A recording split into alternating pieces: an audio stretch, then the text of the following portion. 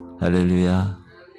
감사합니다. 오늘 계속해서 누가복음 4장 14절로 24절 말씀을 공부해 보도록 하겠습니다. 우리 먼저 14절부터 읽어볼게요. 예수께서 성령의 능력으로 갈릴리에 돌아가시니 그 소문이 사방에 퍼졌고 친히 그 여러 회당에서 가르치심에 뭇 사람에게 칭송을 받으시더라.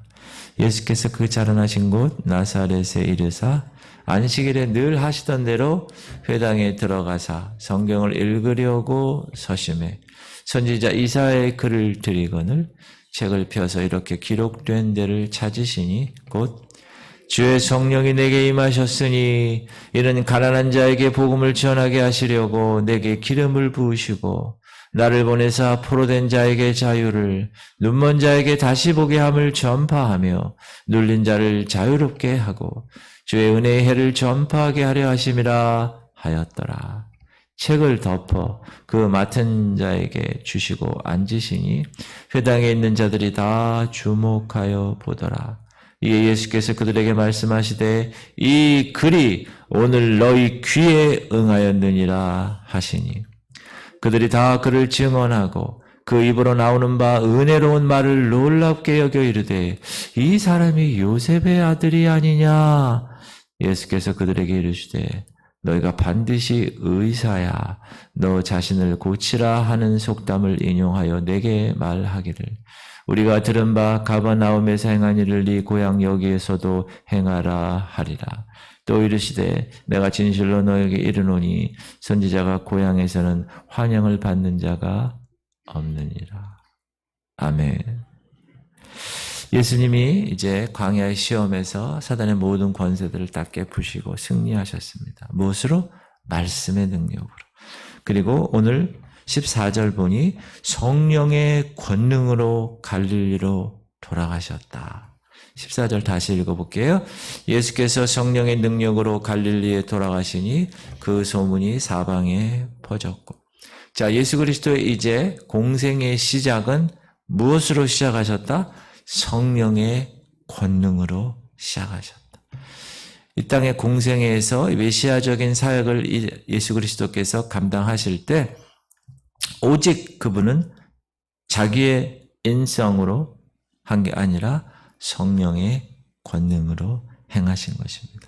그리고 예수님이 이제 그 복음을 갈릴리부터 시작하셔서 전하시기 시작합니다. 왜 그랬을까? 그 이유는 이미 선지자 이사야로 예언된 말씀이 있었어요. 갈릴리로부터. 그래서 그것을 응하게 하시려고. 자, 이사야 9장 1절 보면 전에 고통받던 자들에게는 흑암이 없으리로다. 옛적에는 여호와께서 스불론 땅과 납달리 땅이 멸시를 당하게 하셨더니 후에는 해변길과 요단 저쪽 이방에 갈릴리를 영화롭게 하셨느니라. 그래서 이미 이제 공생애가 시작되고 나서 예수 그리스도의 소문이 사방에 퍼지기 시작합니다. 하나님이신 그분이 이 땅에서 사역을 이제 감당하시는 것. 자, 근데 예수님이 안식일이 되면 여러 회당에서 많은 유대인들을 가르쳤다 말씀하십니다. 그리고 가르치신 결과 사람들에게 칭송을 받으셨다. 예수께서 성령의 능력으로 갈릴리에 돌아가시니 그 소문이 사방에 퍼졌고 친히 그 여러 회당에서 가르치심에 뭇 사람에게 칭송을 받으시더라. 예수님은 고향 나사렛에 이제 이르셨습니다. 그리고 안식일에 규례대로 회당에 들어가시 유대인이니까. 16절 보면 예수께서 그 자라나신 곳 나사렛에 이르사 안식일에 늘 하시던 대로 회당에 들어갔다. 늘 하시던 대로 예수님이 안식일에 회당에서 거행되는 예배에 참석해 오셨음을 가리킵니다. 왜 그러셨을까요? 성전이 없으니까. 이제 유대인들이 바벨론 포로에서 돌아온 후에는 성전이 없어졌어요. 그래서 안식일마다 유대인들은 회당에 모여서 시너거그 회당에 모여서 하나님께 예배를 드려왔었습니다.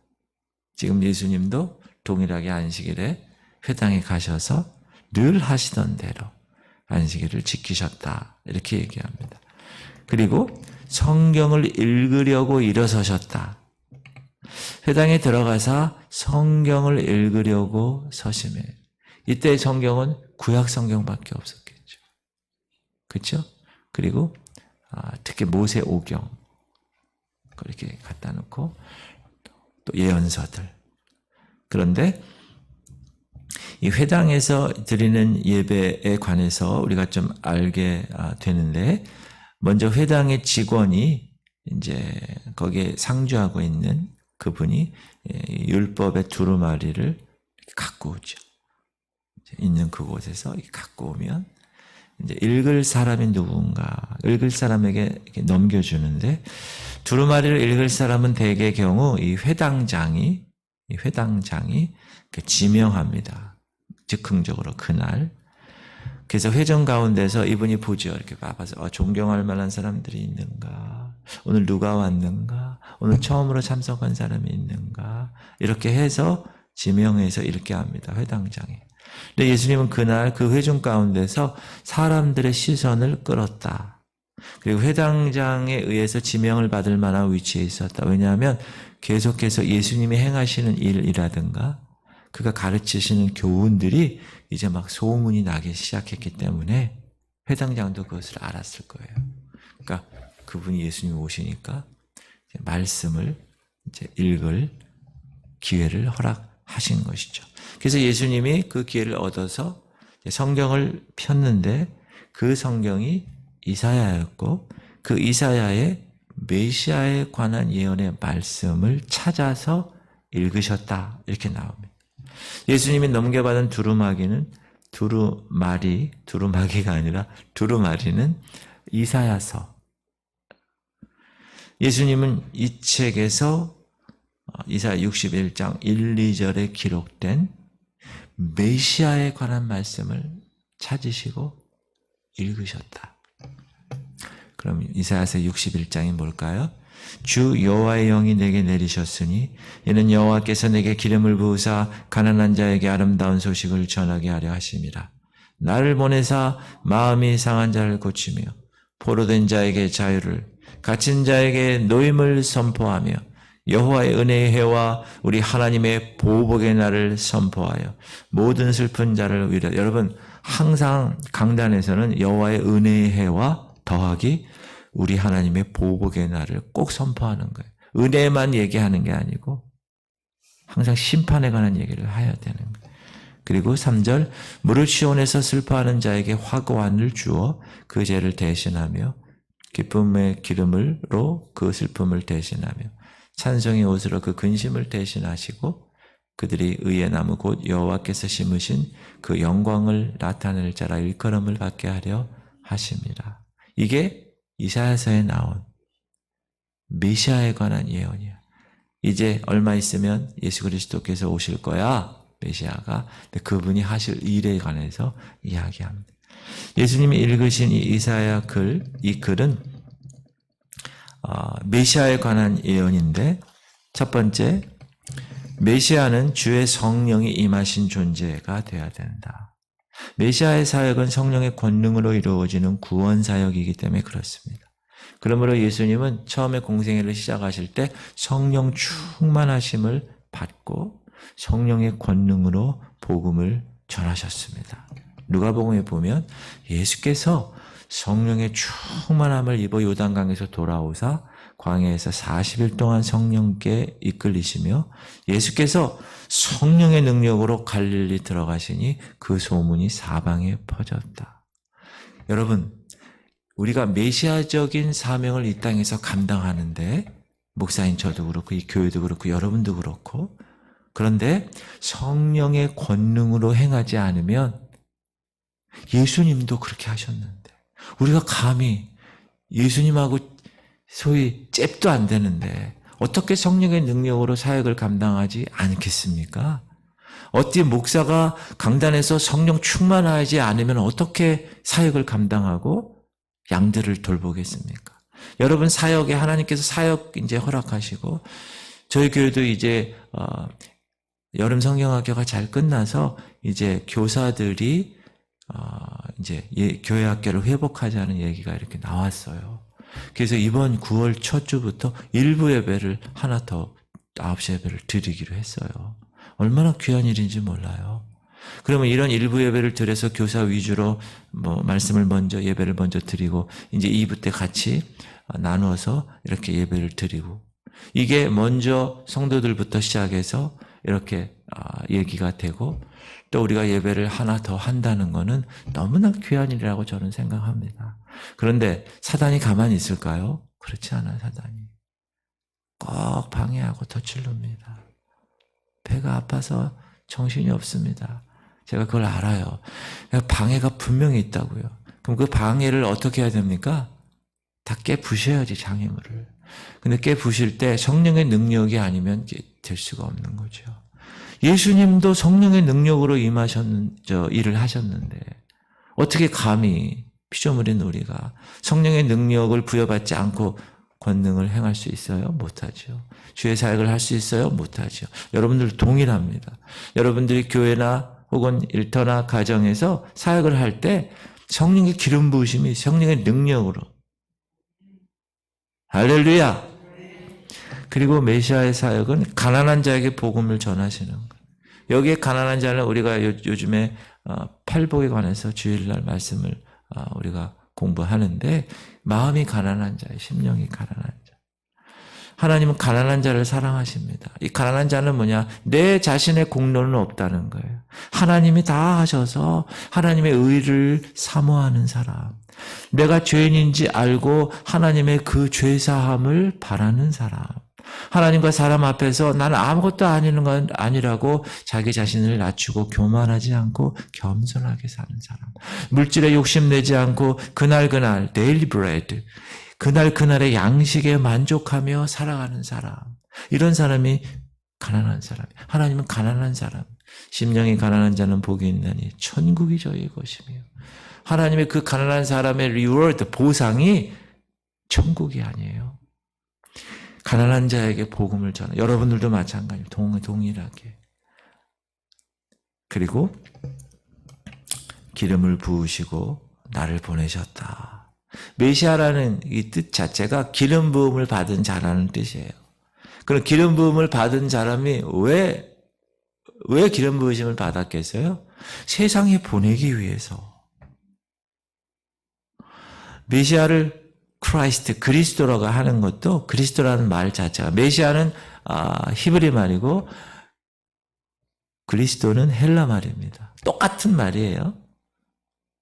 그 말은 기름 부음을 받은 자라는 거예요. 자, 구약 시대에 기름 부음을 받은 사람의 세 종류가 있죠. 처음에 선지자, 두 번째 제사장, 세 번째 왕. 이 세 사역에는 기름 부음을 받아요. 그래서 사무엘이 다윗을 왕으로 하나님께서 가서 이새의 아들 기름 부으라고 그래서 이 양의 이 뿔을 거꾸로 딱 해서 비어 있는데 기름 딱 가지고 딱 붓잖아요. 기름 부으시. 그래서 목사 안수할 때 장로 장립할 때 기름 붓잖아요. 안수하잖아요. 진짜 기름 부은 저기 어느 교회는 진짜 기름 부는 교회가 있어요. 올리브유를 갖다가 목사 안수할 때 진짜 기름을 부어요. 장로 장립할 때 기름을 붓는 경우도 있어요. 자, 이거는 뭐죠? 선지자와 제사장과 왕의 사역이라는 거예요. 메시아 사역이. 자, 여러분의 사역도 동일하게 예수 그리스도께서 이 땅에 오셔서 한 사역을 이 교회가 감당하고 저도 여러분도 감당하는 거예요. 그러려면 성령의 기름 부으심이 있어야 돼요. 성령의 기름이 여기 24시간 만땅으로 채워져 있어야 돼요. 할렐루야. 그리고 메시아의 사역은 포로된 자를 자유케 한 거예요. 눈먼 자를 다시 보게 하고 눌린 자를 자유케 하고 주의 은혜의 해를 전파하라. 눈먼 자에게 다시 보게 함과 눌린 자에게 자유임세. 옛날 제가 어렸을 때 신봉교에서 배운 찬양이 불같은 성령 임하신 곳에 예수의 사랑 전파하고. 옛날에는 정말 찬양도 뜨겁게 하고 북치고 막 얼마나 그렇게 했는지 몰라. 요즘은 다 세련돼 가지고 어떻게 그렇게 해요 막 이래요. 근데 원초적인 그런 복음의 능력이 부여되면 여러분 그렇게 되는 거예요. 여러분 복음은 세련되고 이런 게 아니에요. 복음은 그냥 복음이에요. 날 것이야, 날 것. 거기에 뭘 더할 필요가 없어요. 여기서 메시아에게 기름을 부으시고 세상에 보내신 이유가 뭐라고요? 포로된 자에게 자유케. 포로가 누구에게 포로됐다는 거예요? 죄에 포로됐다. 죄, 진노에, 사단에게 자유를 주셨어요. 속량, 리뎀션, 노예 시장에서 노예로 있었던 돈 주고 사서 자유케 했다는 거예요. 이게 메시아의 사명이에요. 여러분도 동일한 예수 그리스도의 제자로, 자녀로 이 사명을 감당하는 거예요. 이 교회가 감당하고. 그래서 믿지 않는 사람들에게 얘기해서 그 사명을 감당케 하는 거예요. 눌린 자에게, 죄에 눌리고 귀신의 어둠의 영에 눌리고 이런 눌린 자에게 어떻게 해요? 자유케 하는 놀라운 역사. 할렐루야. 그래서 그 예전에 60, 70년대 순복음교회가 그렇게 부흥하게 된 거예요. 성령의 능력으로 사역을 감당하니까. 그 다음에 눈먼 자에게 다시 보게 하면, 이게 마음의 눈을 영적인 눈이 얘기하는 거죠. 영적인 눈을 뜨게 하는 거예요. 여러분 영적인 눈이 뜨게 되면 영적인 게 보이는 거예요. 이 세상에 살지만 육적인 게 보이지만 거기서 이 영적으로 보이지 않는 것은 나타난 것으로 말미암아 된 것이 아니기 때문에. 히브리서 11장 3절. 그렇죠? 그게 8월달 우리 지구촌 공동체에서 외우는 말씀이잖아요. 믿음으로 모든 것이 다 하나님 말씀으로 지어진 줄 우리가 아나니 보이는 것은 보이지 않는 것으로 말미암아 된 것이 아니는 것. 그러니까 이 눈에 보이는 것은 영적인 것으로 볼 수 있어야 됩니다. 여러분에게 그런 영적인 눈이 띄어지기를 바랍니다. 네. 눌린 자에게 자유케 한다. 주의 은혜의 해를 전파하게 한다. 눌리면 억압받는 거예요. 어둠의 영에게 억압받는 거예요. 자녀들에게 억압받는 어둠의 영들을 여러분이 깨부셔야 돼요. 그렇게 성령의 권능을 받아야 돼요. 그리고 율법에 억압받고 있는 것들, 자기 의에 억압받고 있는 것들, 다 자기가 잘난 줄 알고 하는 사람들, 모르는 거예요. 아직 이 사람들은 영적인 것이 깨닫게 되지가 않았어요. 하나님을 직접 만나지는 못했어요. 정확하게 다메섹의 경험이 없는 거예요. 그리고 아라비아 광야에서의 경험도 없는 거예요. 그러니 교회에 그냥 덜렁덜렁 달아 왔다 갔다 하는 그런 사람 되면 되지 않습니다. 주의 은혜의 해는 복음의 시대를 얘기하고 복음을 선포하는. 자, 그런데 그런 예수 그리스도를 나사렛 사람들은 배척했다. 모든 사람이 다 주님을 주목했지만 그렇지 않은 사람들도 있었다라는 것. 우리가 사역할 때 다 합리적이고 하나님의 말씀대로 순종하면서 하는데 꼭 반대하는 사람이 있어요. 가라지들이 있습니다. 전 그걸 압니다. 더 기도합니다. 제자들이 예수님에게 묻죠. 예수님, 이 가라지 어떻게 할까? 그냥 두어라. 교회도 여러분 가라지 있는 거 아세요? 그냥 두어라. 가라지 뽑다가 알곡도 뽑힐라. 주님 오시는 날까지 가만두는 거예요. 주님이 오셔서 이제 다 그때 심판하시는 거예요.